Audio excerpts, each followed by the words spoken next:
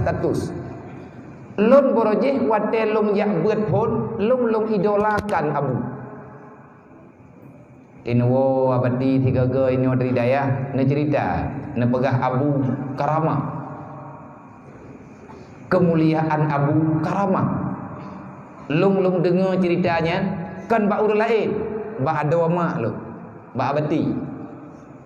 Ne pegah ne cerita le abadi mungkin abadi tengah ne pegalak lung untuk yak beut. Ne ceritakan tentang Abu Kuta. Watenuwo abadi dari Kuta Gerung ne ceritakan tentang Abu. Watenuwo Abinah Jinim adik abadi dari Mudi ne ceritakan tentang Abu, ne ceritakan tentang Abu Mudi. Tetapi lebih menarik watenya Kuta Gerung. Dan tamah-tamah menarik penasaran lu wate lung kalen Abu pidato di kampung lung di lung tengah. Ujiannya kai trơn thì dừng kai trơn ngempediung. Matin thong thau je. Pahna Abu ruduk kai tam langit. Ujian ka kena heret ini. Kamu lahir heret. Dan menyaituh butoi-butoi raya. Leh Nabi salim le Abu, ne baca alhamdulillah, ne baca selawat. Dedo ne tanya, bak jamaah Maulid, bak jamaah urang jak dengan pidato Maulid katanya. Na yakin ne malamnya mandum untuk tabut dan dengar sejarah Rasulullah.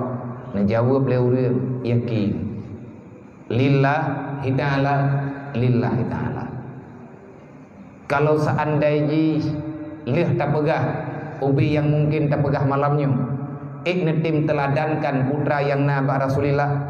Ne jawab le urang, insyaallah Abu akan tajalankan semampu katanya. Tamu doa benar beri hidayah nyan kena urang ike. Ilung watanya anak maya yang nan anaknya duk ike pediung. Watai kakaru kai pindah li panitia. Pun ilenya empah ile tiat. Ike lu adu. Nekun le Abu. Mamanya ujian pergi iknawau nyaina kana turun. Sebab menyerut wajib bulu. Kena budu insyaallah hana ujian nilai. Hana jadeh ujian nilai neberi oleh Allah. Ujian yang Rahman. Cuman ketanya malamnya takut han siap. Karena hana sabar tabiat katanya. Takut han sabar kesabaran katanya menyerut ujian. Maka tamu doa ba Allah. Beile neberi ujian tiat getanya untuk tabut ngat katuri Allah ngat katuri Rasulullah. Ne baca doa dikre le Abu. Allahumma hawa alaina wala alaina. Hawa alaina wala alaina. Amin ketau le ure. Ba thơ ujian.